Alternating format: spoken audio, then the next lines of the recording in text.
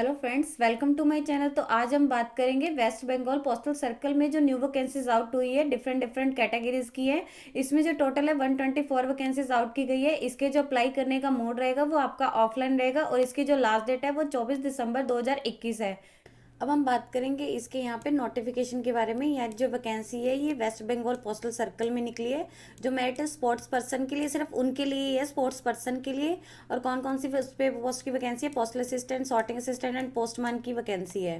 Then यहाँ पे इन्होंने इसका प्रोस्पेक्टस का एप्लीकेशन फॉर्म दिया हुआ है, यानी इसमें आपका प्रोस्पेक्टस होगा नीचे जो दिया हुआ है और वहीं पे ही आपका एप्लीकेशन फॉर्म है। फर्स्ट इन्होंने यहाँ पे दिया हुआ है कि जो एप्लीकेशन को इन्वाइट किए गए इंडियन नेशनल के लिए हैं, तो लिखे कि जो इसमें प्रिस्क्राइब्ड प्लेटफॉर्मा दिया हुआ है यानी एनॉक्शर ए में दिया हुआ है उसी में ये फिल करके उन्हें सेंड करना है। देन लिखा हुआ है कि ये डायरेक्ट रिक्वायरमेंट रहेगी फॉर मेरिट स्पोर्ट्स पर्सन के लिए। डायरेक्ट रिक्वायरमेंट है अंडर स्पोर्ट्स कोटा के लिए। और ये जो वैकेंसी है इन्होंने लिखा हुआ है कि अप टू 20 है, जो 2020 है, इसमें मतलब ये फिल करनी है। इसके लिए ग्रुप सी की वैकेंसी और वेस्ट बंगाल पोस्टल सर्कल की है। यहाँ पे इन्होंने पोस्ट दे रखी है, कौन कौन सी पोस्ट है। फर्स्ट इन्होंने दे रखी है postal assistant in post office SBCO यानी सेविंग बैंक कंट्रोल ऑर्गेनाइजेशन में, सर्कल ऑफिस में एंड रीजनल ऑफिस में है। जो यहाँ पे सेकंड वैकेंसी है वो सॉर्टिंग असिस्टेंट की इन रेलवे मेल सर्विसेज में है। और जो पोस्टमैन की वैकेंसी है वो पोस्ट ऑफिस में रहेगी।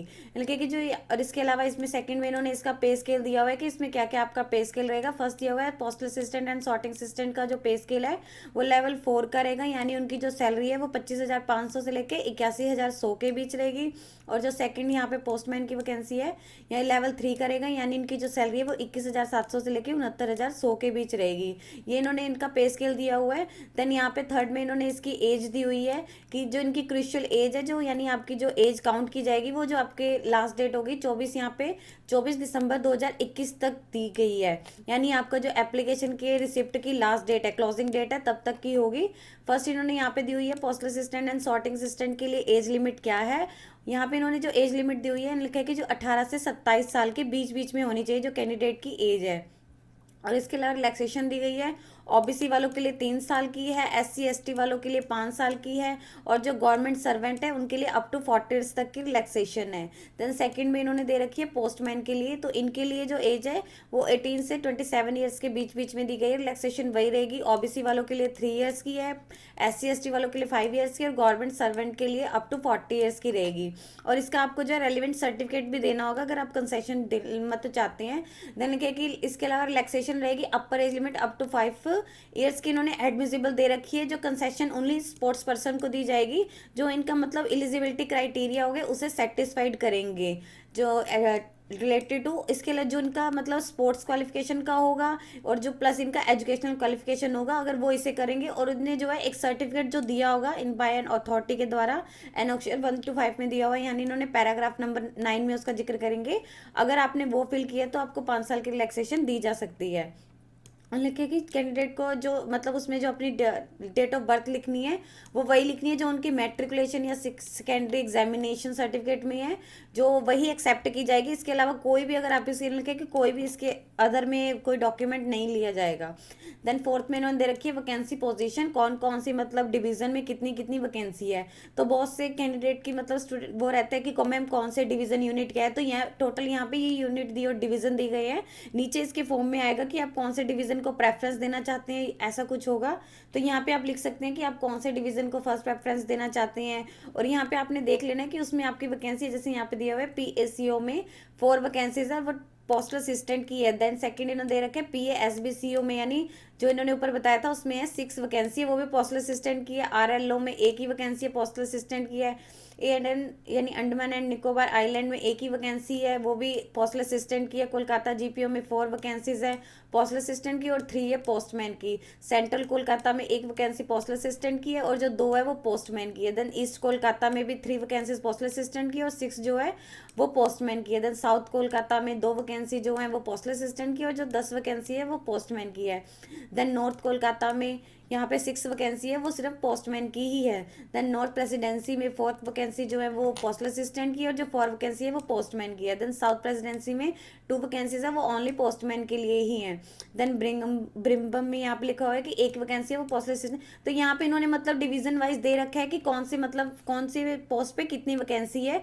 तो आप यहाँ पे जाके चेक कर सकते हैं, आप उस डिवीजन को प्रेफरेंस दे सकते हैं, पर आपने देख लेना है कि वहाँ पे जो भी पोस्ट के लिए आप अप्लाई कर रहे हैं वो वैकेंसी है या नहीं है।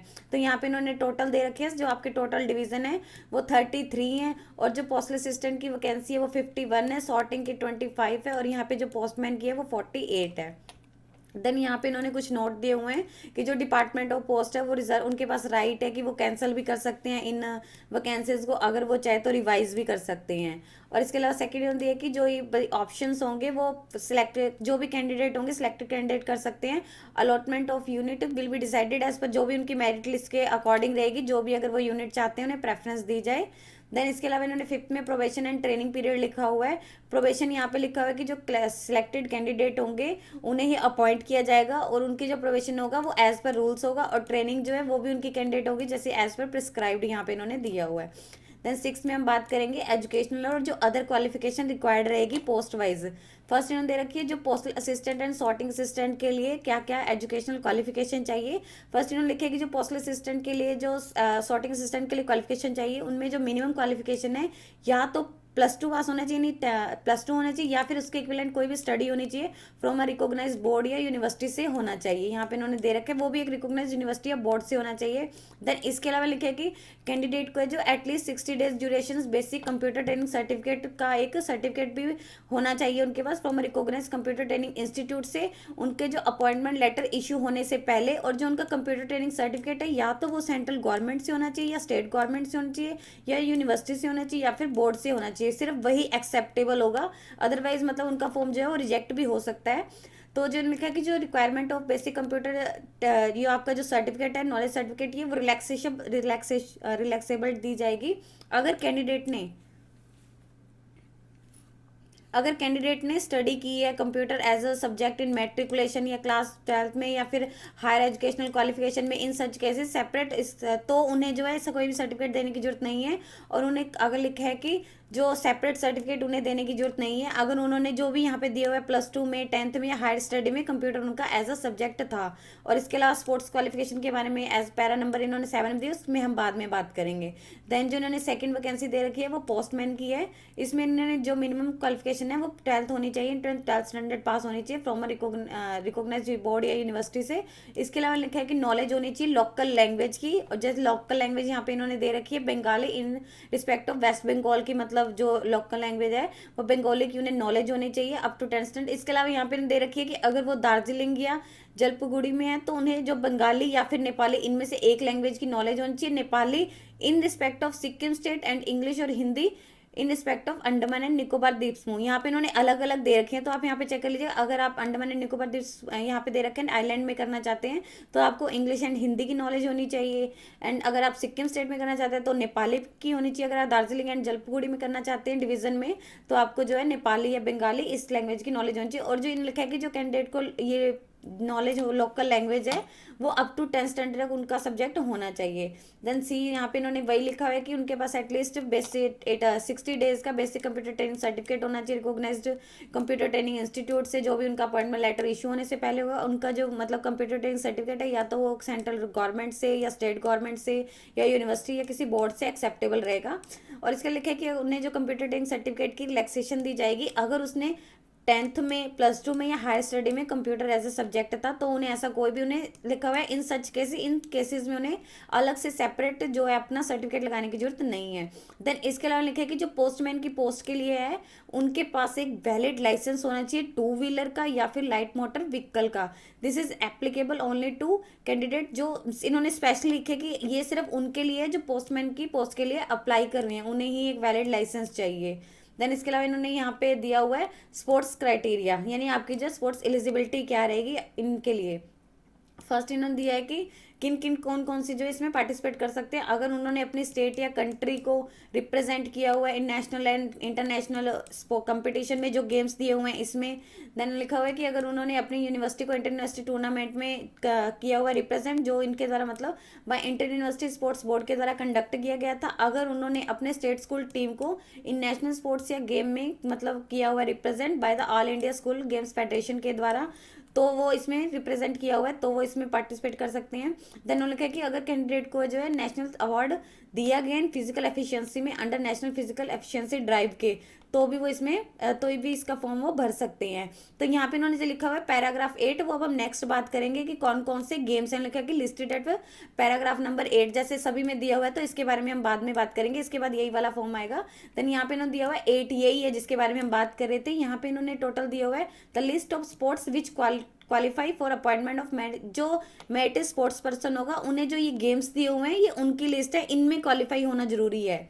तो यहाँ पे जैसे इन्होंने दिए हुए हैं टोटल यहाँ पे 64 है, तो आप यहाँ पे चेक कर लीजिएगा कि हाँ भी कौन कौन सा है कौन कौन सा नहीं है। इसके अलावा लिखा है कि जो candidate apply for the sports discipline as mentioned in list of serial number 17 में, यहाँ पे इन्होंने 17 में जैसे दिया हुआ है डी स्पोर्ट्स है, और जो लिखा 37 में para sports will have to submit their, उन्हें जो है अपना यहाँ पे जैसे 37 है एक, और एक यहाँ पे जो है 17 है, तो इन्हें अपना एक सर्टिफिकेट अलग से जमा करवाना होगा। यहाँ पे लिखा हुआ है डिसेबिलिटी का, will have to submit their certificate of disability, तो आपने ये चेक कर लेना। अगर आप इसके लिए कर रहे हैं तो आपको इसके लिए सर्टिफिकेट अलग से डिपॉजिट करवाना होगा। देन उन्होंने इसके 9th में दिया हुआ है कि कॉम्पिटेंट अथॉरिटी दे रखी है जो अवार्डिंग सर्टिफिकेट के लिए कौन कौन से कॉम्पिटेंट अथॉरिटी से वैलिड होना चाहिए। इन्होंने लिखा कि only certificate awarded by the, जो इनके द्वारा अवार्डेड है उन्हें ही मतलब कंसीडर किया जाएगा एलिजिबिलिटी के लिए। और लिखा कि जो कैंडिडेट नहीं प्रोड्यूस करते attested copy at least one certificate issued by the one of the authority mention, उनका जो एप्लीकेशन उन्हें अप्लाई करने की जरूरत नहीं है। फर्स्ट ऐसे यहाँ पे इन्होंने दिया हुआ है इंटरनेशनल कंपटीशन में, अगर उन्होंने इंटरनेशनल कंपटीशन में पार्टिसिपेट किया तो secretary of the national federation of games concern, तो उसके लिए उन्हें फॉर्म A1 भरना है। अगर उन्होंने नेशनल कंपटीशन में किया हुआ है तो उन्हें फॉर्म 2 भरना है। अगर उन्होंने इंटर यूनिवर्सिटी टूर्नामेंट में किया हुआ है तो उन्हें 3 भरना है। अगर national sports and games for school में किया हुआ है तो उन्हें 4 भरना है। अगर फिजिकल एफिशिएंसी ड्राइव में किया हुआ है तो उन्हें 5 भरना है। और लिखा हुआ है कि जो इसके स्पेसिमेन है फॉर्म 1, 2, 3, 4, 5 में, वो नीचे एनॉक्शर 2 में दिए हुए हैं। देन उन्होंने लिखा हुआ है नेक्स्ट इनका है 10th मेथड ऑफ सिलेक्शन, की इनकी जो सिलेक्शन का मेथड है वो क्या होगा। क्योंकि जो कैंडिडेट की सिलेक्शन है वो उनके एजुकेशनल एंड स्पोर्ट्स क्वालिफिकेशन पे डिपेंड करती है, प्रिस्क्राइब जो मतलब ऊपर प्रिस्क्राइब की गई है कि क्या क्या है, और जो उनके डॉक्यूमेंट वेरिफिकेशन होगी, आल डॉक्यूमेंट्स जो भी कंसर्न उन्होंने दे रखे हैं सर्टिफिकेट है by the concern competent authority, अगर वो उसमें फेल हो जाते हैं करने में तो उनका फॉर्म जब रिजेक्ट किया जा सकता है। और लिखा है और भी यहाँ पे इन्होंने दिया, आप जाके चेक कर सकते हैं। इसके अलावा यहाँ पे इन्होंने दिया कि फर्स्ट प्रेफरेंस किसे दी जाएगी, सेकंड प्रेफरेंस किसे, जैसे फर्स्ट प्रेफरेंस दी जाएगी और उन्होंने अपने कंट्री को रिप्रेजेंट किया इन इंटरनेशनल कंपटीशन में विद जो दिए यहाँ पे। देन सेकंड दी जाएगी अगर उन्होंने अपने स्टेट या यूनिट को इसमें किया हुआ है, सीनियर और जूनियर लेवल कंपटीशन में पार्टिसिपेट किया हुआ है और कोई मेडल जीता हुआ है। थर्ड इन्होंने दे रखा है अगर उन्होंने अपनी यूनिवर्सिटी को इंटर यूनिवर्सिटी कंपटीशन में पार्टिसिपेट किया हुआ है और अप टू 3rd पोजीशन, तो कोई पोजीशन सिक्योर किया या कोई मेडल वगैरह जीता है। तो फोर्थ इन्होंने दिया कि अगर उन्होंने अपनी स्टेट स्कूल टीम को नेशनल गेम्स फॉर स्कूल्स में किया हुआ है जो कंडक्ट किए गए हैं all India school games federation के द्वारा, कोई मेडल जीता है या कोई पोजीशन सिक्योर किया है तो उन्हें प्रेफरेंस दी जाएगी। 5th प्रेफरेंस दी जाएगी इन कैंडिडेट को, 6 दी जाएगी इन्हें। तो ये प्रेफरेंस वाइज है, ऐसा नहीं है कि कोई कैंडिडेट भी अगर आपने इसमें किया हुआ है तो आप इसके लिए एलिजिबल, अगर आपसे ऊपर कोई है तो फर्स्ट प्रेफरेंस इन कैंडिडेट को दी जाएगी। तो आप ये चेक कर लीजिएगा फर्स्ट किन्हें दी जाएगी। देन इसके अलावा इन्होंने लिखा है टाई लिखा हुआ है कि अगर किन किन के बीच में मतलब प्रेफरेंसेस है, इन्होंने दोबारा से लिखा हुआ है। देन यहाँ पे इन्होंने डिस्क्वालिफिकेशन दे रखी है कि आपको डिस्क्वालीफाई मतलब किन बेसिस पे किया जा सकता है। अगर आप किसी अंडर कॉन्टैक्ट किसी मतलब कॉन्टैक्ट मैरिज में हो या तो भी आपका जो फॉर्म है वो रिजेक्ट किया जा सकता है। यहाँ पे दिया हुआ है कि या नो पर्सन विद, अगर आपने अपने कॉन्टैक्ट मैरिज में एंटर किया with any person will be eligible for the appointment of service. Then इन्होंने यहाँ पे लिखा हुआ है कि मिस प्रेजेंटेशन, आपने जो फैक्ट है या अपना अनसाइंड है या इनकम्प्लीट एप्लीकेशन फॉर्म है या आपने उस पर फोटोग्राफ नहीं अटैच किया विदाउट प्रिस्क्रिप्शन, आपने अपनी एप्लीकेशन फी अटैच नहीं की है तो भी आपका जो फॉर्म है वो रिजेक्ट किया जा सकता है। और लिखा कि अगर कहीं भी लगता है किसी भी स्टेज पे जाए कैंडिडेट की इन्फॉर्मेशन वगैरह गलत है तो उसका जो एप्लीकेशन है वो रिजेक्ट कर दिया जाएगा, उसे कोई भी अलग से इंटीमेशन नहीं दिया जाएगा इसके रिगार्डिंग। अगर उन्होंने अपना एप्लीकेशन हुआ है जो अलग मतलब गलत एड्रेस किया हुआ है या उस रिसीव हो रहा है एप्लीकेशन जो भी उसकी एप्लीकेशन फॉर्म की लास्ट डेट के बाद, तो भी वो सीधा रिजेक्ट कर दिया जाएगा, उन्हें कोई इसके रिगार्डिंग इंटीमेशन नहीं दी जाएगी। देन इन्होंने नेक्स्ट लिखा हुआ है कि अगर duly filled application should be send by, जो इन्होंने लिखा है कि आपने जो अपना एप्लीकेशन फॉर्म सेंड करना है वो या तो रजिस्टर्ड पोस्ट के थ्रू करना है या फिर स्पीड पोस्ट के थ्रू करना है, सिर्फ यही दो मोड रहेंगे। अगर आप उसे किसी अदर मोड से करते हैं या ऑर्डिनरी पोस्ट कर रहे हैं या प्राइवेट कुरियर कर रहे हैं या बाय हैंड कर रहे हैं, तो वो मतलब एक्सेप्टेबल नहीं होगा। लिखे कि अगर कैंडिडेट एक से अधिक पोस्ट के लिए अप्लाई करना चाहता है, मोर देन वन पोस्ट या स्पोर्ट्स या डिसिप्लिन, तो उन्होंने लिखा है कि वो सबमिट करना होगा, उसे सेपरेट एप्लीकेशन सबमिट करना होगा ईच पोस्ट एंड स्पोर्ट के लिए। जो भी उसका गेम्स वगैरह होगा, अगर वो उसमें भी मतलब चाहता है कि मैं इस गेम में करूं, तो उसे अलग से एप्लीकेशन फॉर्म भरना होगा विद एडिशनल उसकी जो फीस है उसे वो भी अलग से सबमिट करनी होगी, ईच एप्लीकेशन के लिए अलग अलग होगा। और लिखे कि application for more than one post for more than one candidate received in one cover, एक कवर में नहीं होना चाहिए, एक एनवेलप में नहीं होना चाहिए, अदरवाइज उनका जो फॉर्म है वो रिजेक्ट किया जा सकता है। देन उन्होंने ये लिखा हुआ है कि इसके लिए अलग से आपको फीस जमा कराने लगेगी। देन ये है कि एक एनवेलप में सिर्फ एक ही एप्लीकेशन फॉर्म होना चाहिए, एक सिंगल कैंडिडेट का, एक कैंडिडेट का सिंगल स्पोर्ट डिसिप्लिन के लिए और एक ही पोस्ट के लिए होना चाहिए। देन इन्होंने लिखा है कि जो नेम है should be mention same as, जो उनका नेम होगा कैंडिडेट का नेम, वो जो उसके मेट्रिकुलेशन मार्कशीट में वही होना चाहिए। अगर कैंडिडेट ने अपना नेम चेंज किया या कहीं पे भी उन्होंने ड्रॉप किया या ऐड किया कुछ भी उसमें आफ्टर मेट्रिकुलेशन या +3 ईयर्स के, तो उसके रिगार्डिंग उसे एक एफिडेविट होगा वो जमा करवाना होगा या फिर गेजेटेड नोटिफिकेशन जो है। देन लिखा है कि अगर आप correspondence in person and foreign will be, मतलब कोई भी ऐसा इसमें जो अपना वो होगा कि अपनी जो डिटेल्स है वो सही भरनी है। देन अंडरटेकिंग है वो आपने अच्छे से चेक कर लेने हैं। इसके अलावा इन्होंने 12th में दिया हुआ है special instruction to the applicant, यानी इन्होंने कुछ स्पेशल इंस्ट्रक्शंस दिए हुए हैं एप्लीकेंट को क्या क्या करने हैं।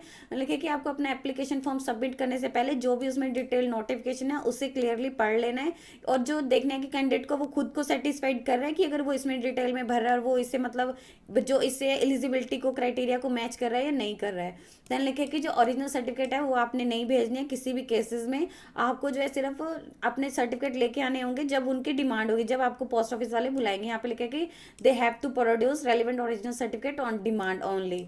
देन 6 में लिखा है कि attested copies of all document certificate, जो आपने जो भी डॉक्यूमेंट ऊपर भेजे होंगे आपने जो भी मतलब उसके साथ अटैच करने हैं, उनकी सिर्फ जो है एप्लीकेशन फॉर्म के साथ required document and certificate attach करनी है। The document marksheet submitted on the later date, जो इसके बाद अगर आपकी जो एप्लीकेशन के बाद आप जमा करते हैं तो वो एक्सेप्टेबल नहीं होंगे, वही सेम चीज़ें हैं। देन लिखे कि अगर जो है if the prescribe and required document are not submitted, जो भी आपने इसमें डॉक्यूमेंट किए हुए हैं वो नहीं किए तो आपका जो एप्लीकेशन फॉर्म है वो रिजेक्ट हो जाएगा। अगर लास्ट डेट के बाद या रिसीव डेट के बाद आ रहा है तो भी उसका फॉर्म रिजेक्ट हो जाएगा। देन यही है इनकम्प्लीट एंड अनसाइंड एप्लीकेशन, तो भी आपका फॉर्म रिजेक्ट हो जाएगा। ये यहाँ पे इन्होंने इसके अलावा लिखे कि जो इसका prospectus along with the application form वो इसकी ऑफिशियल वेबसाइट पे आप जाके डाउनलोड कर सकते हैं। जो वहाँ पे आपका होगा प्रोस्पेक्टस का, यानी आपका जो एप्लीकेशन फॉर्म दिया हुआ है, तो आप उसमें सबसे नीचे जाएंगे वहाँ पे आपका एप्लीकेशन फॉर्म आ जाएगा, वहाँ से आपको डाउनलोड करके उसका प्रिंट आउट निकला लेना है। और लिखा है कि एप्लीकेशन परचेज अगर आप कहीं से अदर मतलब कहीं से वेंडर से कर रहे हैं तो वो एक्सेप्टेबल नहीं होगा, आपने सिर्फ उसे डाउनलोड करके फिल करना है। देन उन्होंने दे रखा है कि अगर आप कम्युनिटी या कोई ऐसे भर रहे हैं तो उसका प्रिस्क्राइब्ड आपको सर्टिफिकेट जमा करवाना होगा। देन ये इसमें लिखा है कि जो selected candidate of all ports, तो उन्हें कहीं भी वेस्ट बंगाल सर्कल में कहीं भी उन्हें जॉब मिल सकती, कहीं भी उनकी मतलब जो है पोस्टिंग हो सकती है। देन वंस अपॉइंटेड, अगर आपको एक बार अपॉइंट कर दिया गया है तो रिक्वेस्ट अगर आप चाहते हैं ट्रांसफर की रिक्वेस्ट है वो एक्सेप्टेबल नहीं होगी। और यही कुछ इसमें दिया हुआ है कि अगर आपने नेम वगैरह चेंज किया तो आपको उसका सर्टिफिकेट वगैरह जमा करवाना होगा। देन इसमें यही है कि हाँ इसके एप्लीकेशन फ़ीस के बारे में बात करेंगे हम क्या रहेगी। लेकिन कि जो कैंडिडेट को एप्लीकेशन फ़ीस जमा करनी है वो 100 रुपीज़ है, 100 रुपीज़ थ्रू ई पेमेंट यानी यूजिंग चलान फॉर्म है वो इसके एंड में दिया हुआ है in name of CPMG WB circle sports के, यानी इसमें जो नेशनल बिल्डर ID नंबर दे रखा है वो ये है। किसी भी कंप्यूटराइज पोस्ट ऑफिस में कर सकते हैं। आपकी जो फीस की रिसिप्ट लास्ट डेट रहेगी वो 24 दिसंबर 2021 है, यहाँ पे इन्होंने दिया हुआ है। देन यहाँ पे लिखा है कि चलान फ्रॉम द जो अवेलेबल है नोटिफिकेशन की वो भी आप वहीं से डाउनलोड कर सकते हैं, जैसे इन्होंने अक्षर 6 में दिया हुआ है उसमें जो आपने अपने डिटेल्स है वो अच्छे से क्लियरली भरनी है। और 1 कॉपी जो है वो इन लिखा है कि जब post office will retain 1 copy, वो 1 कॉपी चलान की खुद रखेगा। कैंडिडेट विल गेट, कैंडिडेट को जो मिलेगी, एक तो कैंडिडेट को अपनी कॉपी मिलेगी, कैंडिडेट की कॉपी मिलेगी, और एक मिलेगी उसे चीफ PMG WB सर्कल यानी वेस्ट बंगाल सर्कल कोलकाता कॉपी, वो भी उसे मिलेगी, वो उसे उसके साथ अटैच करनी है। लेकिन कि जो ओरिजिनल कॉपी इशूड बाय होगी पोस्ट ऑफिस के द्वारा होगी ऑन चीफ, ये बताया था जो मैंने, कैंडिडेट को अपनी मिलेगी और एक इसकी मिलेगी कॉपी, तो वो कैंडिडेट को जो एप्लीकेशन फॉर्म पे पेस्ट करनी है और वो सबमिट करनी है विद एप्लीकेशन एप्लीकेशन फॉर्म के साथ। अगर वो नहीं करता तो उसके मतलब जो एप्लीकेशन फॉर्म है वो रिजेक्ट किया जा सकता है। लिखे कि अगर आपने फीस एक बार पे कर दिया तो वो उसे रिफंड नहीं किया जा सकता, ना किसी अदर उसमें किया जा सकता है। और यहाँ पे इनके लिए फीस कोई ने जमा नहीं करनी है, ना तो वुमेन को करनी है, ना एससी ना एसटी और ना फिजिकली जो उनको भी नहीं करनी है, पीडब्ल्यूडी वालों को। यहाँ पे देख लेना स्पेशली आपके किन किन को फीस पे नहीं करनी है, यहाँ पे इन्होंने नोट दिया हुआ है। देन यहाँ पे इन्होंने इसका दिया हुआ है सबमिशन ऑफ आपका एप्लीकेशन फॉर्म का क्या रहेगा। जैसे यहाँ पे लिखा कि एप्लीकेशन टू बी सुपरस्क्राइब, यहाँ पे आपने जो है बोल्ड लेटर्स में और कैपिटल लेटर्स में लिखना है application for the post of, आप कौन सी पोस्ट के लिए कर रहे हो यहाँ पे आ जाएगा। इन वेस्ट बंगाल सरकार अंडर स्पोर्ट्स कोटा, कौन सी पोस्ट स्पोर्ट के लिए कर रहे हो, यानी कौन सी गेम के लिए कर रहे हो। आपने यहाँ पे सेंड करना है, या तो रजिस्टर्ड पोस्ट करना है या स्पीड पोस्ट करना है, और कौन से एड्रेस पे करना है। यहाँ पे आपको जो है ये एड्रेस दिया गया है, स्पेशली मेंशन किया हुआ है मतलब the assistant director of postal services requirement office of the chief post master general West Bengal circle P36 CR avenue Yogayog Bhavan Kolkata 700012 रहेगा। देन उन्होंने यहाँ पे दे रखी है 16 में आपको जो एप्लीकेशन फॉर्म है वो रजिस्टर्ड या स्पीड पोस्ट के थ्रू करना है। और इसकी जो लास्ट डेट इन्होंने दे रखी है वो 24 दिसंबर 6 बजे से पहले पहले आपने जो है वो मतलब आपके जो वहाँ पे बहुत पहुँच जाना चाहिए। ये ऐसा नहीं आपने पोस्ट करना है, ये आपके एप्लीकेशन की लास्ट, बट वहाँ पे इतने बजे पहुँच जाना चाहिए। और लिखा है कि अगर आप इन मोड से करते हैं तो एक्सेप्टेबल नहीं होगा। देन 17 में लिस्ट ऑफ सर्टिफिकेट आपकी जो attach photo copies of certificate की दे रखी है, और जो आपने डॉक्यूमेंट इसके साथ सेंड करने हैं उनकी लिस्ट दे रखी है। फर्स्ट आपका रहेगा एप्लीकेशन फॉर्म रहेगा विद साइंड अंडरटेकिंग फॉर्म, जो आपने उसमें अंडरटेकिंग फॉर्म होंगे वो भी इसके साथ साइन करके भेजने हैं। देन बी में इसका certificate marksheet of educational qualification for जो भी एसएससी या एचएससी या 10+2 इसकी है वो आपने इसके साथ सर्टिफिकेट करने हैं, उसकी फोटोकॉपी सेंड करनी है। देन लिखा हुआ है कंप्यूटर सर्टिफिकेट होगा आपका, क्योंकि इन्होंने सब में मांगा हुआ है। डी आपका होगा स्पोर्ट्स क्वालिफिकेशन या अचीवमेंट का, जो आपने इन अनक्षर उसमें दिया हुआ है इसके। देन ई में आपका प्रूफ ऑफ डेट बर्थ का आपका रहेगा, बर्थ सर्टिफिकेट, स्कूलिंग सर्टिफिकेट या मेट्रिकुलेशन मार्कशीट। देन फिर एफ में इन्होंने दिया हुआ लेटेस्ट, अगर आपने कोई कम्युनिटी भरी है SC ST OBC या EWS तो आपने उसमें वो वाला सर्टिफिकेट आपको अटैच करना है। आपको +2 अपनी लेटेस्ट पासपोर्ट साइज फोटो करनी है। इसमें लिखा है कि जो आपकी एक तो होगी पेस्ट होगी आपके एप्लीकेशन फॉर्म पे, और एक आपको जो इसके साथ अटैच करनी है जिसपे आपका नेम और एड्रेस मेंशन होना चाहिए उसके रिवर्स साइड पे। देन आपकी जो है एक फी पेमेंट रिसिप्ट रहेगी। अगर आपने मतलब उसमें कैटेगरी जो बताई थी अगर आप उनसे बिलोंग नहीं करते हैं तो आपको अपनी एप्लीकेशन फ़ी डिपॉजिट करनी है, उसका आपको जो है इसके साथ फ़ी पेमेंट रिसिप्ट भी अटैच करनी है। देन एक वही है कि अगर आपने अपना नेम चेंज किया तो आपको उसका गेस्टेड का वो रहेगा। यदि आपको इस वीडियो से रिलेटेड और अधिक जानकारी चाहिए तो आप इसकी ऑफिशियल वेबसाइट पर जाकर चेक कर सकते हैं, जिसका लिंक मैं आपको डिस्क्रिप्शन बॉक्स में डाल दूंगी। यदि आपकी इस वीडियो से रिलेटेड कोई भी क्वेरी है तो आप हमें कमेंट सेक्शन में लिख के बता सकते हैं। वीडियो अच्छी लगी हो तो please like and share. Update रहने के लिए आप हमारे यूट्यूब चैनल को सब्सक्राइब कीजिए।